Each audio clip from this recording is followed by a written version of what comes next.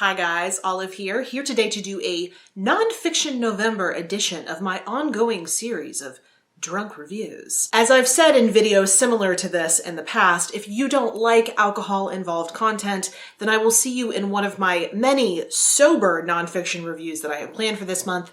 But if you do not mind seeing someone imbibe, then I hope you will enjoy this review of The Water Book by Alok Jha. During this review, I will be drinking something that may look like water, but definitely isn't. Vodka martinis.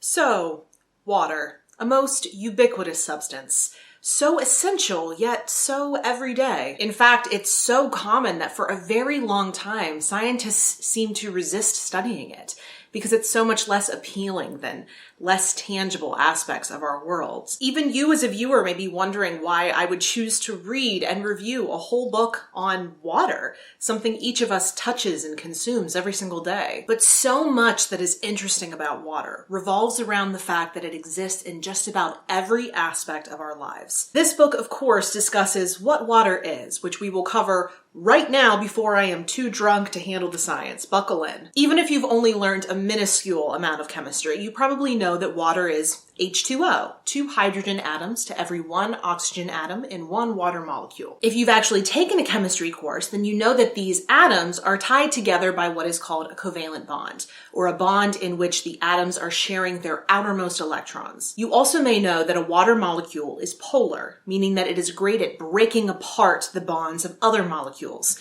It's why water makes a great solvent. This is also why pure water is so rare in the natural world, because things so easily dissolve in it. Also, if you weren't aware by this point, water is essential for any life as we currently know it to exist. As Alok Jha himself puts it, to say that water is integral to life understates the case. We should properly think of ourselves and those of every living thing on Earth as bubbles of water that contain tiny amounts of carbon, hydrogen, oxygen, nitrogen, phosphorus, and sulfur, suspended or dissolved inside them. Life, its processes and structures occur in its solution. We often hear life on our planet being described as carbon-based. It's true that carbon's ability to form long chains with itself and other key elements provides the bricks of life, complex molecules such as DNA, proteins, and lipids.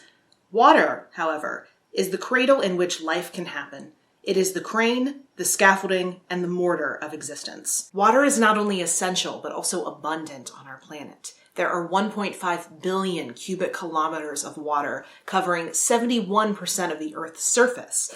But of that quantity, only 1% is usable by humans and other animals. Water everywhere and not a drop to drink indeed. But boy oh boy do we need and use that 1%. First and foremost, water composes most of our bodies. Each of our bodies is anywhere between 60 and 70% water. We use huge quantities of it for drinking, bathing, agriculture. We use it for energy generation. We use it for transportation. Water even controls the weather. It exists at the center of so many different things necessary for life that we don't even think about it.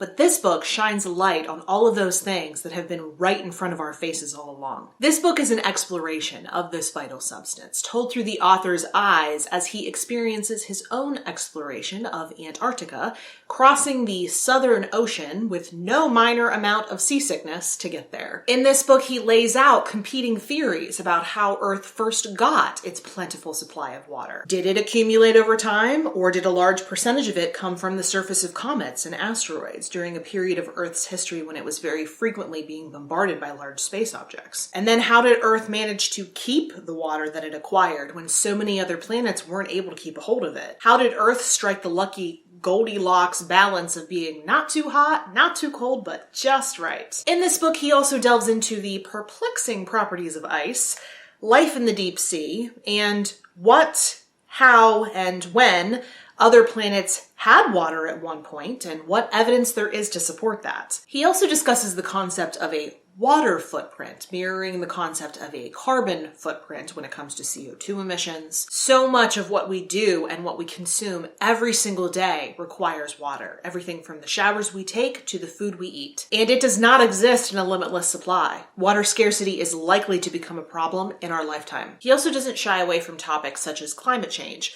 noting how our warming world's oceans oceans are also heating up. This causes concerns for more intense storms this year's hurricane season much, rising ocean levels as water expands when it heats, also a falling pH of our oceans and changing salinities, both causing great threats to our ocean ecosystems. You think you know how important water is, but you don't realize how essential it is to everything until you read this book. I feel like after reading this book, my fascination with water is similar to that of Leonardo da Vinci's, who called water a vehicle of nature. He was, and now I am, both fascinated and disturbed by the mutability of water. Though I found this book very interesting, I ended up giving it a 3.5 star rating, rounded down to a 3-star rating on Goodreads, and I will tell you why. This book lacks some focus and structure that it really needed. I found the portions discussing his trip to Antarctica largely useless and off topic, except in the chapter where he was discussing ice. He spends the last third of this book discussing space and the search for life on other planets, since said search always equates to the search for water on other planets. I thought this book would have benefited from one solid, condensed chapter in this book on the space subject matter, leaving room for at least a brief exploration of the cultural and historical significance of water in human society. You would think a book titled The Water Book would include such a thing, but no. He barely dipped a toe into the water of the cultural element. I should have warned you that there were going to be a lot of puns. He would very often start a chapter with some cultural stuff and then yank it all away with my hopes and go straight into the science. And it's not that I didn't like the science, because I did. Although I am a nerd who took an extra chemistry class in college for fun. So take my word for what it's worth. Yet even I, as a science lover, felt overwhelmed at points. Some of the heavier details went straight over my head. Much as I love science, I am still not a scientist. So the question that exists at the end of all of my reviews, would I recommend this book?